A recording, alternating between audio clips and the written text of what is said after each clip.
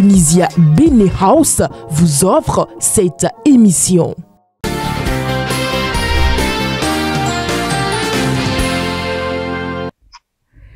Mesdames et messieurs, merci de nous retrouver dans l'interview matinale de ce matin. Aujourd'hui, nous recevons pour vous, Fidèle Vaudounon, journaliste, analyste, directeur de publication sur le site Express. Si je ne me trompe pas cette fois-ci.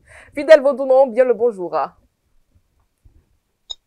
Bonjour, chers consoeurs. Bonjour à tous les amis internautes. Oui, je suis Fidèle Vaudounon, directeur de publication du journal L'Express. Eh bien, nous sommes accessibles sur le www.quotidienl'express.bj. C'est ça même. Merci pour la précision. Fidèle Vaudounon, aujourd'hui, nous parlons des élections générales de 2026 les partis politiques face au seuil des 20%. Mais bien avant d'arriver à ce sujet, à cette problématique, comment qualifierez-vous le silence des acteurs politiques à l'approche des élections générales de 2026? Ah non, je ne suis pas tout à fait d'accord avec vous quand vous me parlez de silence. Vous êtes plus sur le terrain que moi et vous ne vous a pas échappé que ces dernières semaines, ces derniers mois, on sent quand même un activisme au sein des partis politiques, même si, bon, ce n'est pas le regain d'activité qu'on a souvent constaté à l'approche des élections dans notre pays et plus encore des élections majeures parce que cette fois-ci, nous aurons une année électorale pour rester donc dans la dynamique donc des élections générales.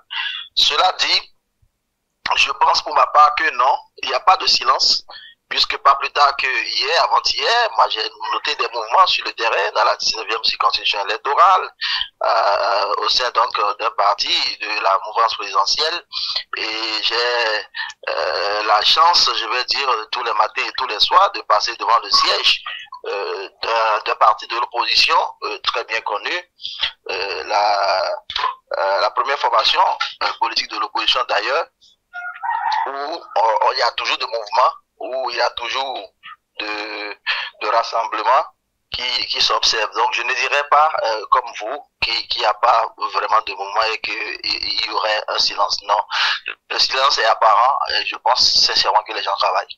Les gens travaillent, mais en ce qui concerne les déclarations de candidature, rien ne sort au niveau des partis politiques. Hein, c'est par là que je parle de silence. Ok, non, mais vous savez, ce qui se passe en réalité, c'est que la stratégie habituelle n'est plus de mise. Sauf la stratégie habituelle n'est plus de mise. Nous sommes aujourd'hui face à une situation où le parti, en tout cas le parti politique, est redoré de tout son blason de façon à ce que ce n'est plus comme par le passé où c'est le leader du parti, où c'est le président tout puissant qui décide donc du sort des potentiels candidats, où c'est à lui qu'il faut faire allégeance.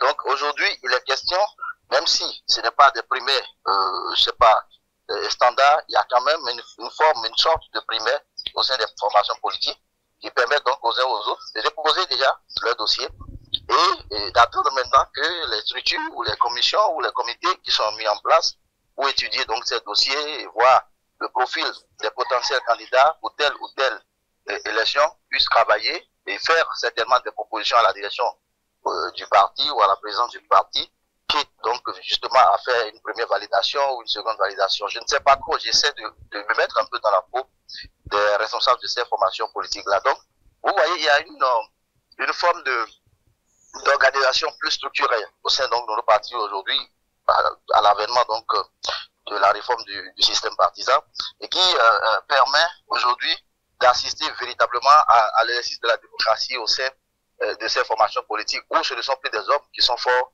mais c'est beaucoup plus donc la formation politique, la structure politique qui est forte. Et ceci donc peut expliquer cela, parce que tel que les choses se déroulent, c'est pas parce que vous avez déposé le dossier que vous êtes déjà candidat. Donc il y a une forme de discipline au sein des partis aujourd'hui, et je suis tout à fait d'accord avec vous que ça donne l'impression que bien ça ne bouge pas, mais bien au contraire ça bouge.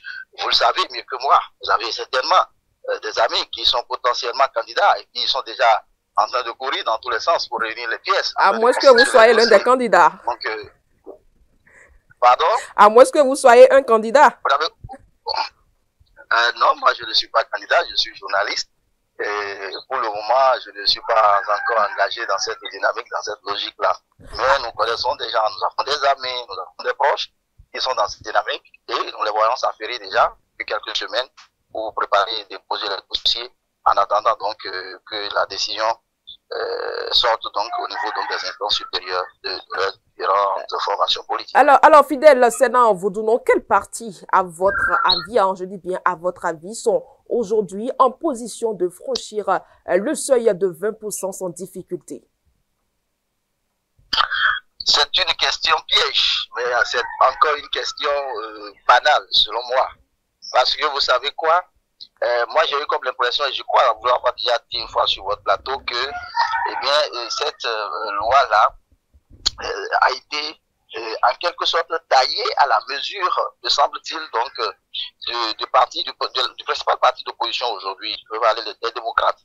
Parce que quand vous analysez, vous verrez que ça s'aligne en quelque sorte sur les performances donc de cette formation politique-là. Et aujourd'hui, vous êtes d'accord que c'est la plus grande formation politique de l'opposition aujourd'hui, en tout cas déclarée et exerçant comme telle dans notre pays. Alors, vous êtes d'accord avec moi que si on part quand même de ce postulat-là, qui est que les 20% donc s'alignent déjà sur les potentialités, sur les aptitudes actuelles du principal parti d'opposition, il n'y a pas de raison que tous les partis, toutes les formations politiques, aujourd'hui valablement représentées et à même de prétendre justement à ces différentes élections, ne soient pas aptes justement à remplir les conditions des 20%. Donc pour moi, le problème ne se pose pas du tout, d'autant plus que tous les indicateurs prouvent que les principaux partis politiques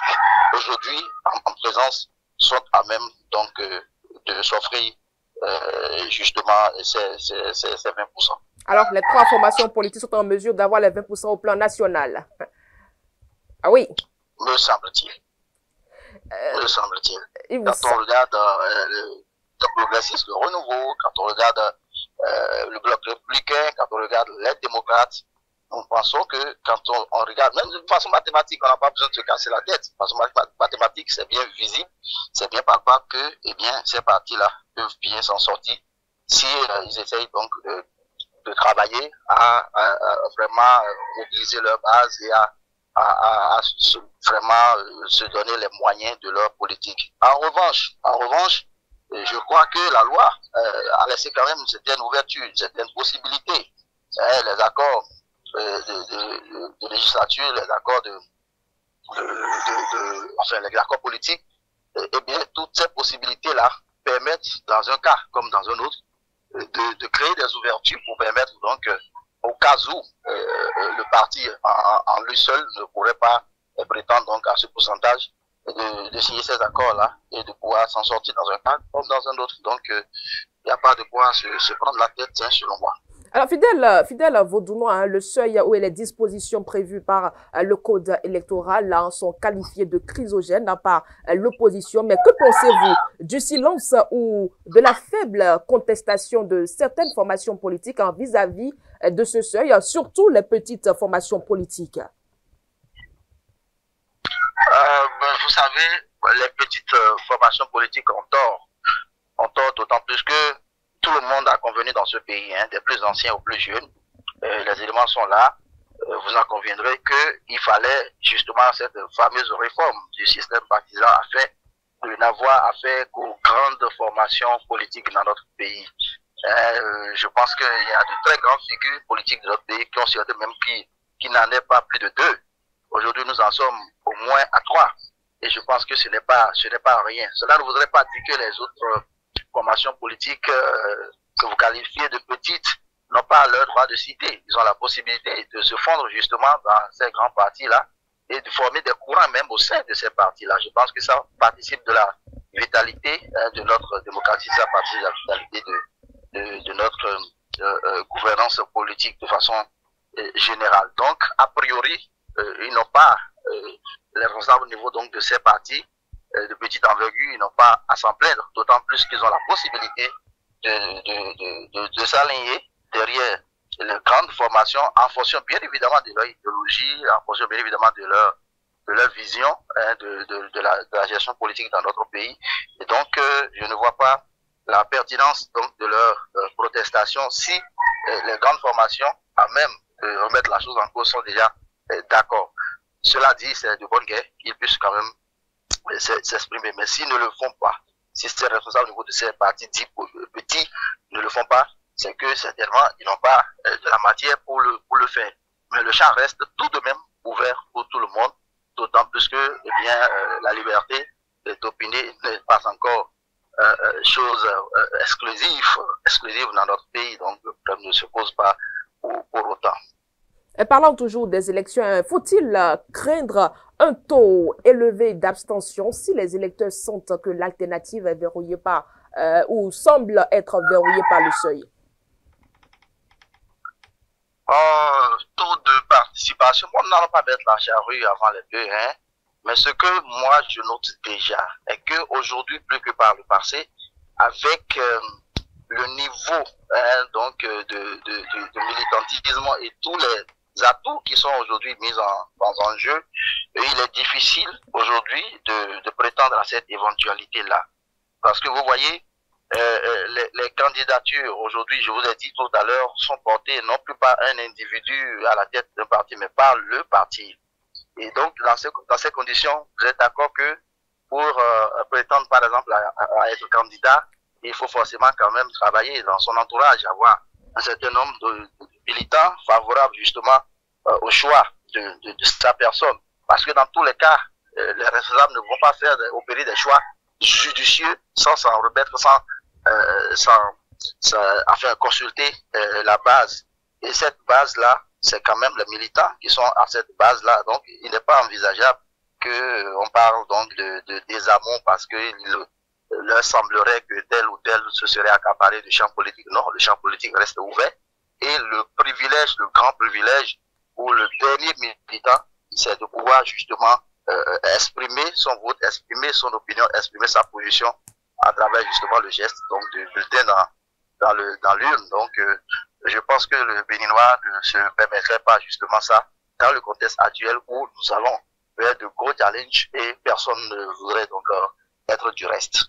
De vos analyses, pour terminer, Fidèle Sénan Vodounon, il faut juste comprendre que l'actuel code, le code électoral, n'exclut aucun parti politique des élections à venir. Absolument, je suis assez clair là-dessus. Et c'est un débat que nous avons fait tout le temps. Et il a été prouvé que même si on devrait ramener la chose à l'échelle du parti d'opposition, les démocrates, on se rend compte que c'est bien dans leur corps. Et à partir de ce moment-là, on a au moins en face 3 grands partis qui seraient à même justement d'animer ces joutes-là, d'animer ces joutes électorales-là. Et je crois que c'est déjà ça. Ce qu'il faut souhaiter maintenant, c'est que les autres partis, vous en avez parlé tout à l'heure, petits partis, puissent, dans un cas comme dans un autre, trouver leur place, dans un cas comme dans un autre, de façon à ce que, les chances vraiment des uns et des autres soient renforcées dans la perspective de passer le cap des 20% et de pouvoir prétendre aux autres conciliabules dans la mesure du possible. Donc, c'est dans l'accord des uns et des autres, en tout cas des plus grands partis politiques reconnus aujourd'hui au Bénin.